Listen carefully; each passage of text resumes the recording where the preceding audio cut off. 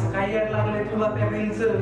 स्वयंपाक करताना रील, जेवताना रील, भांडे घासताना रील, कपडे धुताना रील. ए पाणी आण रे. ए यार पाणी आण ना. ऐकू आहे ना काहीला? अरे पाणी आण ना.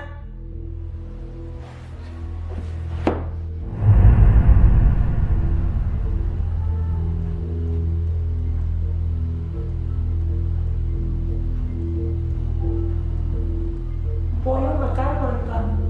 चल तू आई बाबाकडे. त्यांनी मला सांगितलं नाही की बहिरी आहेस म्हणून. 15 मिनिटं आडतोय तिकडे, पाणी दे पाणी दे. नाही ते रील पाहत होते, कानात हेडफोन असल्यामुळे आवाज नाही आला. एखाद दिवशी नवरा म्हणायला लागला पण रीलच बघ अशी. अरे असं काय यायला लागलंय तुला त्या रीलचं? स्वयंपाक करताना रील, जेवताना रील, भांडे घासताना रील, कपडे धुताना रील. आणि एक काम कर बाई, तुझ्या पाया पडतो, तू तुझ्या रील बघत जा, पण याला त्याला शेअर नको करत जाऊ. मला माझ्या बहिणीचे फोन येते की तुझी बायकोला रील बघते, लय शेअर करते, लय शेअर करते, शेअर नको करीत जाऊ. रील नको पाहू, मग काय करू? चांगलं म्हणत होते कॉलेजला जाऊ द्या, कॉलेजला जाऊ द्या. तर काय म्हणे, कॉलेजला जाऊन कलेक्टर होणार आहेस का?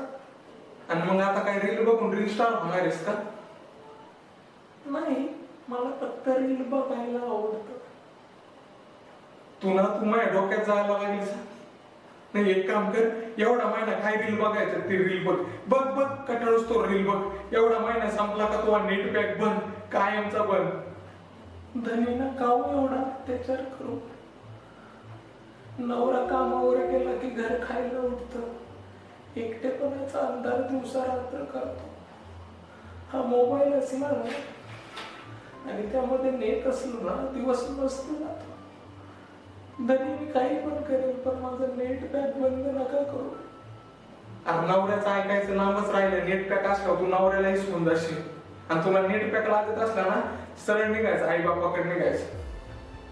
मला सांगायचं नाही. पण नाहीतर एक काम करतो, गावाकडे वावर विकतो आणि काय ते तुला वाट लावतो. बस चला आता तुला फैसला करायचा आहे. तुला नेट पॅक आणि रील पाहिजे काय हा नवरा पाहिजे? फैसला करतोय समोर दोन गोष्टी आहेत, रील आणि नवरा. गावाकडची शेती विका, वकील बघा, मी रीलच बघणार.